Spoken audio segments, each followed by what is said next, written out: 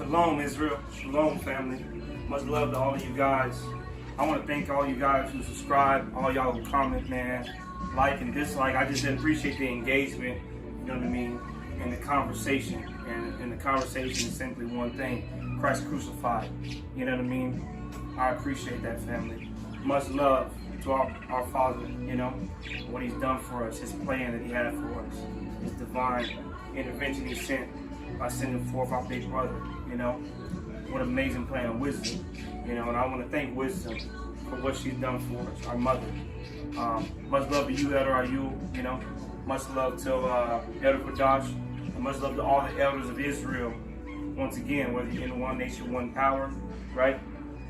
Even if you're a part of another nation and still are following our power, appreciate you, you know. And much love and much respect truly to all the sons and daughters of light. I want to go into a topic. The day you all will hear this will be on the Sabbath. So I want to speak about that. What is the true Sabbath? What does it really mean? You know, is the Sabbath Saturday?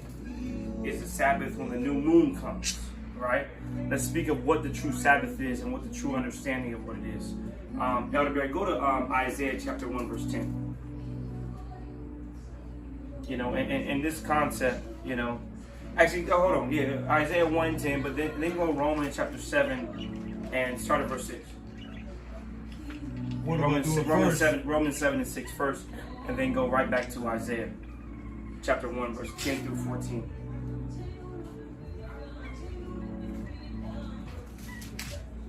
Don't be heavy-handed, brother. Put a little grace in your fingers. Put a little grace in your fingers. You tore one of the pages in the Bible.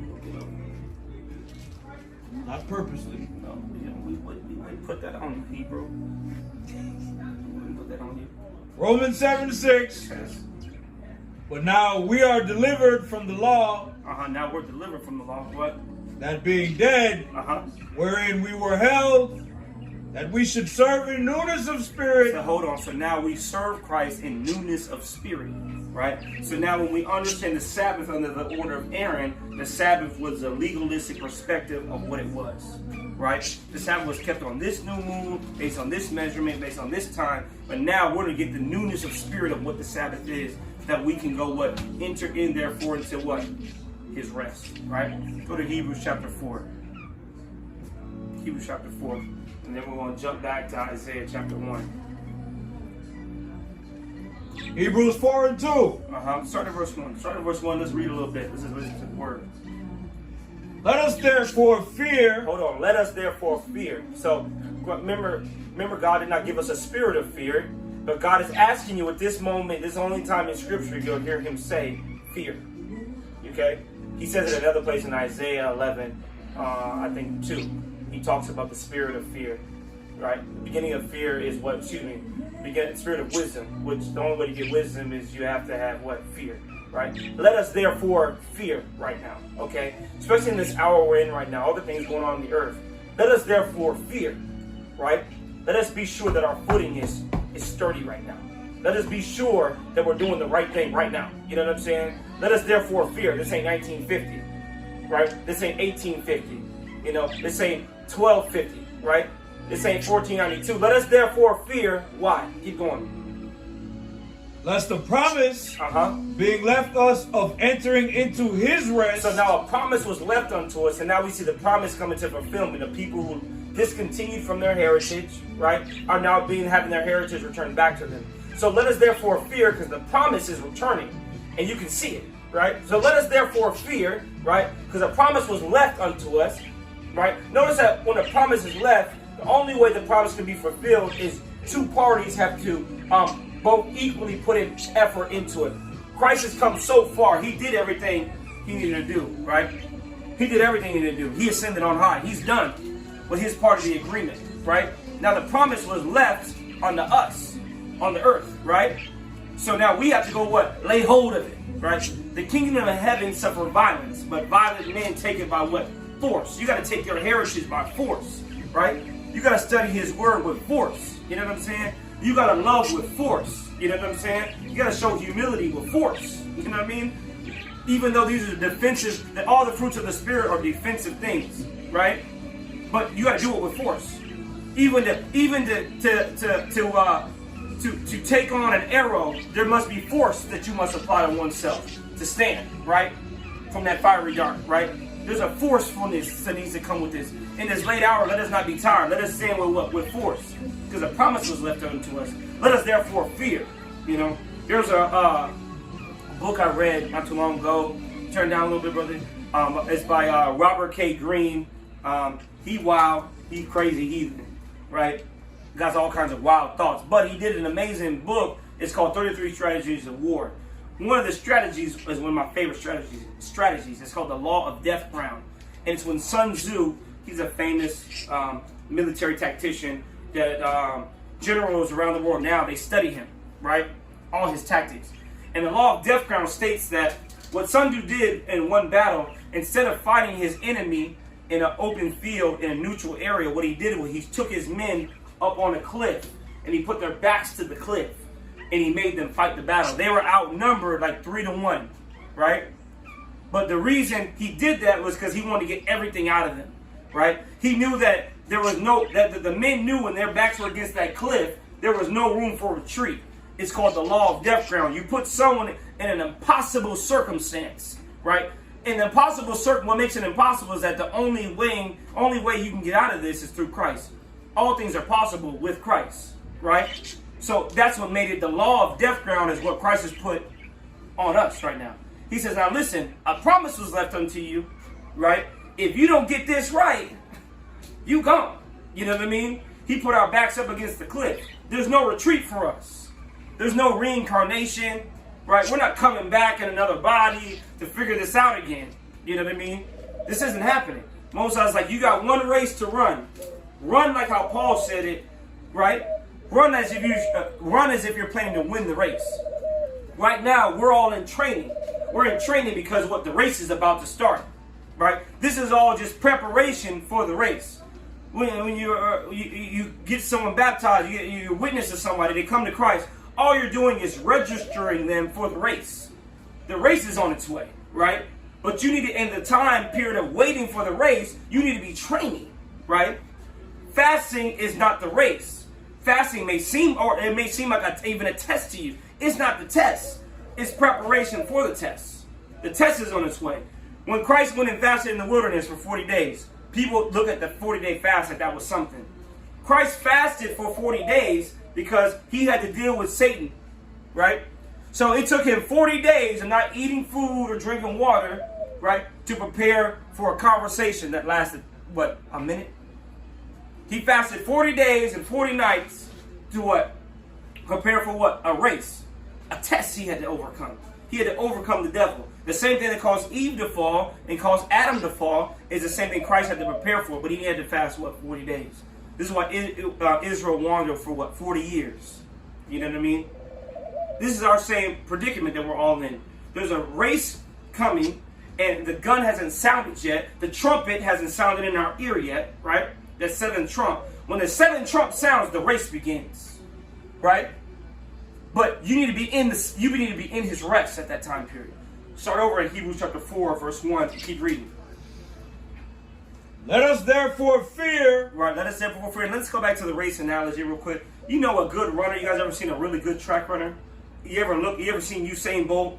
When he's opening up after 60 meters, he's passing you. At 80 meters, he's entered into his rest. He's in a rested state.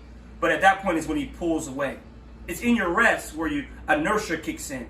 Another energy beyond your own energy kicks in to help you. You know, you ever seen a good 200-meter runner? You know, they come around the bend, you get Michael Johnson, right? Also, you saying, but I remember Michael Johnson back in the day. I used to watch him run. He had this crazy form. He'd sit back, and he had this real relaxed form. Don't mind my belly. Don't mind my belly. But he had a real relaxed form. He'd come around the bend, and that's what would get announcers. He was so rested that in his rest is what gave him his speed. You know? Effort, when you're giving effort in the race, right, you didn't prepare. See what I'm saying? Most of us, what we think is that when the race comes, we're going to give effort. No, right now is when the effort's given, so that in the race comes, I can rest, right? We call that the grace of God is now rested upon me. Remember Christ comes out the water, and a dove descended upon him. right? He came to what? Rest. As the dove is talking right now. We appreciate you knowing. You know what I'm saying? But this is how it happens. Okay? So right now, I'm talking as a coach to prepare you, right? For what? The race. Right? Not to be I kind of want you to be a racist. To be honest. Because think about it. If you're a dentist, you know teeth. Right? If you're a geologist, you know geology. Right? If you're a psychologist, you know psyches, the mind. If you're a sociologist, you know how societies work with stimulus entered in, right? But if I'm a racist, I understand how to run a race. Or I understand the races involved with me, right? That are preparing for the race. You know what I'm saying? So in this hour, it's okay to, not as the world says, but as Christ would say, be a racist, right? Understand the race. Not talking about races. I'm talking about races. You see what I'm saying? Be ready to run the race. And we're going to show how to do that. Hebrews chapter 4. Keep going. Lest a promise is being left us of entering into his rest. And if you should seem to come short of it. If you seem to come short of where? You didn't lean at the finish line. Keep going. For unto us was the gospel preached. Right. Unto us was the gospel preached unto us originally. Keep going. As well as unto them. As well as unto the Gentiles. The them. Right, keep going. But the word preached did not profit them. Didn't profit them. Keep going. Not being mixed with faith in them that heard it. Okay, and not only them. When I say Gentiles, context, I'm talking about our forefathers, right? Who were, though they were Israel by blood, were still foreign to the covenant. They did not receive the promise. I'm not talking about Gentiles, and don't think I'm talking about white skin. I'm talking about our own people, right? Who were Israelites by blood, but became Gentiles. Gentile just means foreigner of Israel. You know what I'm saying? So unto them was the gospel preached. But it wasn't mixed with what? Faith. Right? Faith without what? Works is dead. So I can sit, and if I think my work is the Sabbath starts Friday at 6 to Saturday at 6. If you think that's the Sabbath, you've missed it. Right? Keep reading. Keep reading. I'm going to break it down, but keep reading. For which we have believed. For we, which have believed, do enter into rest, as he said. Why do we believe? He says, you say that you believe by your words. I show you my belief by my works. Keep going. As I have sworn in my wrath, if they shall enter into my rest. So where does rest come? In the middle of wrath. In my wrath, I swore. Right? So the wrath's on its way. So now here comes rest time for us. Psalms 91 kicks in. Psalms 90 and 91 are not words that you just read. They're prophecies that Moses wrote. Psalms 91 is the secret place, right, is only a secret when wrath comes. But it's not really a secret. The secret place is wherever the assemblies are. That's the secret place. Avengers, assemble. There's the secret. Assembly, right? Because in the assembly is when the presence comes in. You know what I'm saying? This is why I was giving the analogy. And we'll break this down a lot more about how men are the foundation of the house and women are the roof of the house. But you need a roofing, and then you also need the roofing, and then you also need a foundation. You get your kids and all of that, and the different children surrounding you guys. They are what the windows, right? They're the other interior of the house, right? And then after that portion, once the assemblies are created, from the men, the women, men being foundation, women being the roofing, children being what?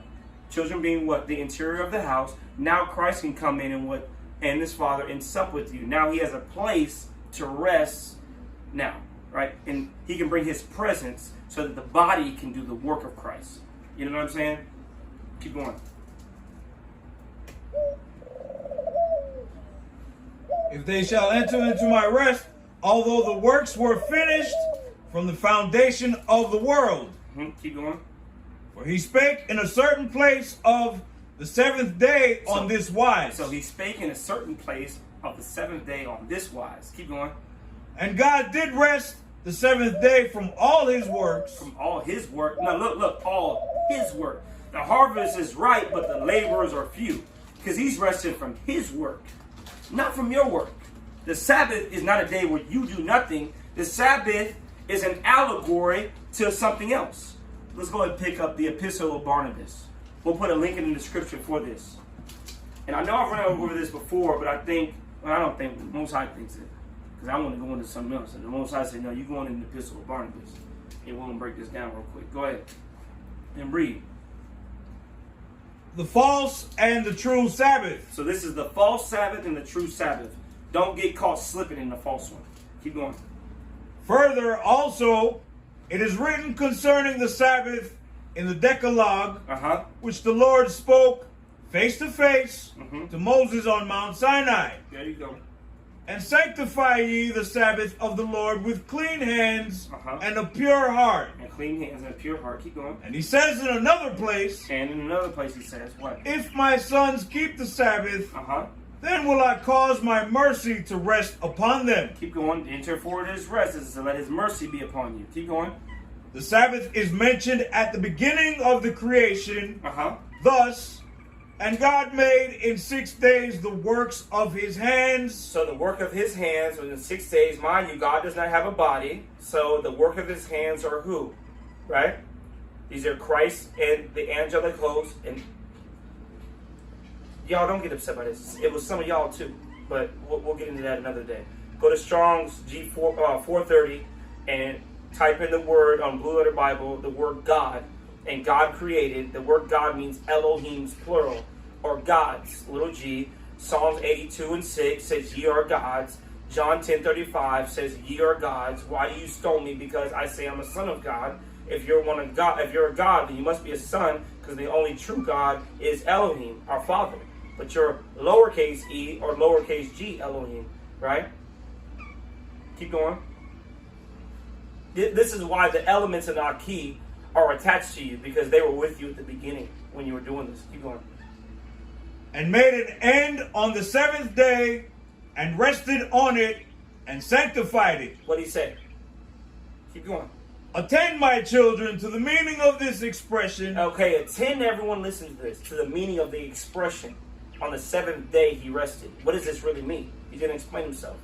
He finished in 6 days. He finished everything in 6 days. Keep going. This implieth that the Lord will finish all things in 6,000 years. In 6,000 years. Keep going, because one day with the Lord is like 1,000 years. 1,000 years is like unto a day. Keep going. For a day is with him 1,000 years. There we go. And he himself testified, saying. And he testifies against his own words now. Keep going. Behold, today will be as 1,000 years. Today will be like 1,000 years. Keep going. Therefore, my children, in 6 days, that is, in 6,000 years, which we're winding up on, because why? We know even though it's 6,000 years, time is going to be cut short for the elect's sake.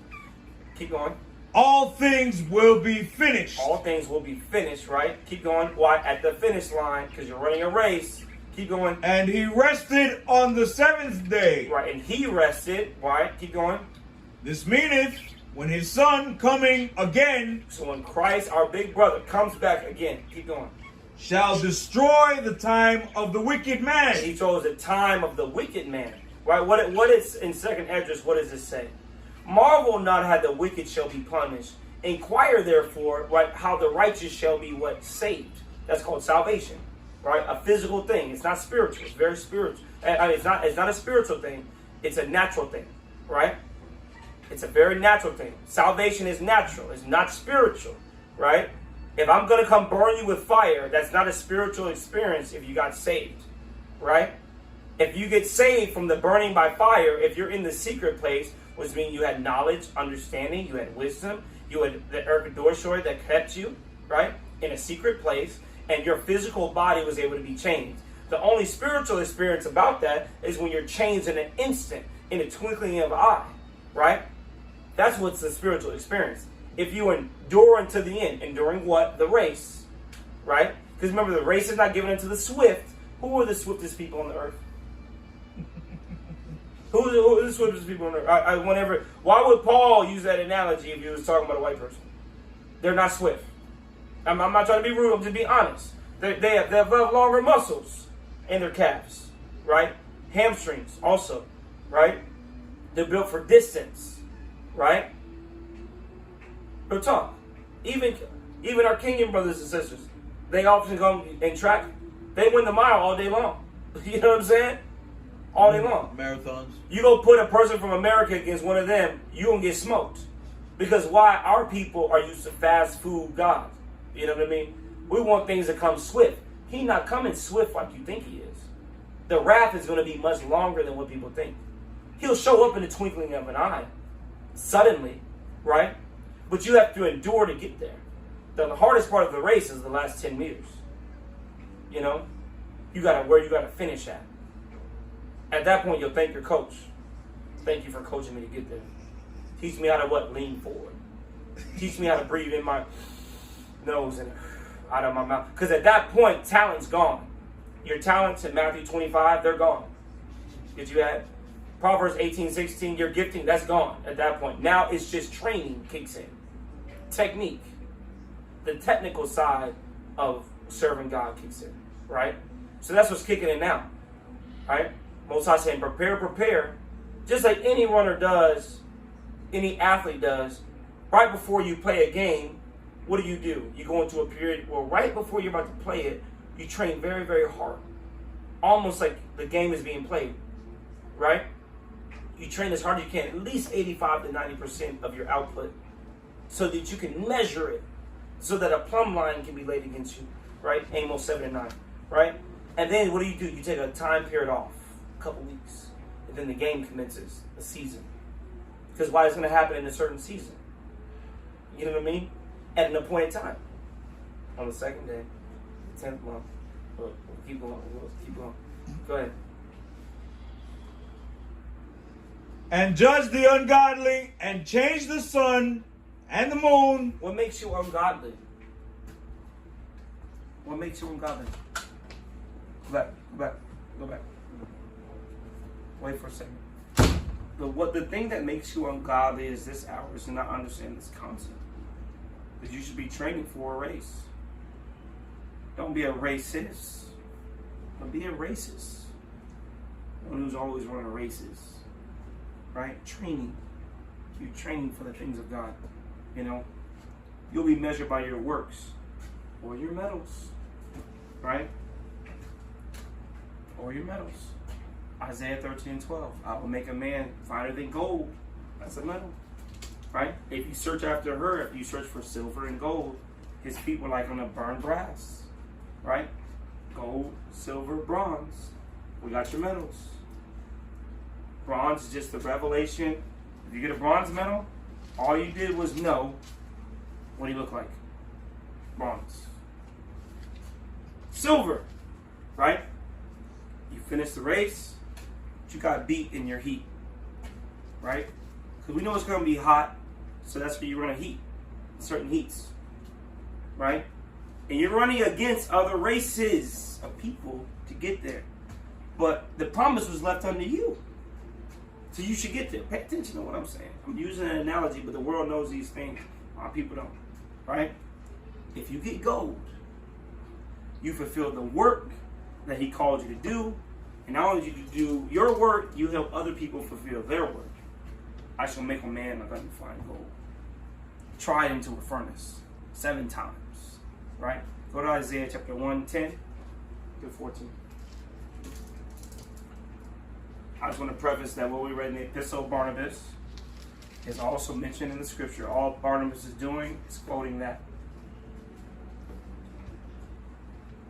Hear the word of the Lord, ye rulers of Sodom. Give ear unto the law of our God, ye people of Gomorrah. To what purpose is the multitude of your sacrifices unto me? What's the purpose of them? Keep going. Saith the Lord. This is a question a brother asked. He said, does it matter when I pray? He just said, what's the purpose of your multitude of sacrifices and prayer? Why do you pray to me whenever you want, when I've established times? Right? That's the answer to the question. This is my brother Jonathan. He asked, will God hear me if I pray at a different time? Sure, he'll hear you. Kind of like I'll hear you if you call me at 3 in the morning. I'm going to hear the phone call. I'm not going to pick up the phone. Right? But I heard the phone call. I told you the time. I told you when to call me. We're having a conference call. I got his number. I can call him whenever I want. No, you can't call me whenever I want. You know, you call me at a certain time, right? The Most High. I'm not talking about me. The Most High. There's a time he wants to talk. There's a time to speak. There's a time to shut up. Right? If a man's married, there's a time to make love to your wife. There's another time in the month where you don't make love to your wife. There's times for all these things. Right? So is there not times with God? He established time, but is outside of it. So how can someone in time call someone outside of time? Right? You have to be bound by the laws of where you're at. You know what I'm saying? Keep going. I am full of the burnt offerings of rams. I'm sick of you being hard-headed. You act like a ram. And the fat of fed beasts. I'm sick of you eating so many doctrines. I'm sick of all your YouTube videos and every channel you watch. You become a fat beast. Keep going. And I delight not in the blood of bullocks. I don't delight in the blood of bulls. Okay? I don't delight in the thing that you guys used to worship that made me curse you. I don't delight that you do those things in secret. Right? You worship to Baal. Keep going. In secret. Hold on. Or of lambs, or of he-goats. Or of lambs, or of he-goats. Keep going. When ye come to appear before me, who hath required this at your hand? Who told you this? Keep going. To tread my courts. Right? To come into, be a few words when you come speak before God, because heaven is his throne, earth is his footstool. Keep going. Bring no more vain oblations. Incense is an abomination unto me. Absolutely. The new moons and Sabbaths, the calling of assemblies. Right. I cannot away with it. I'm done hearing this. Keep going.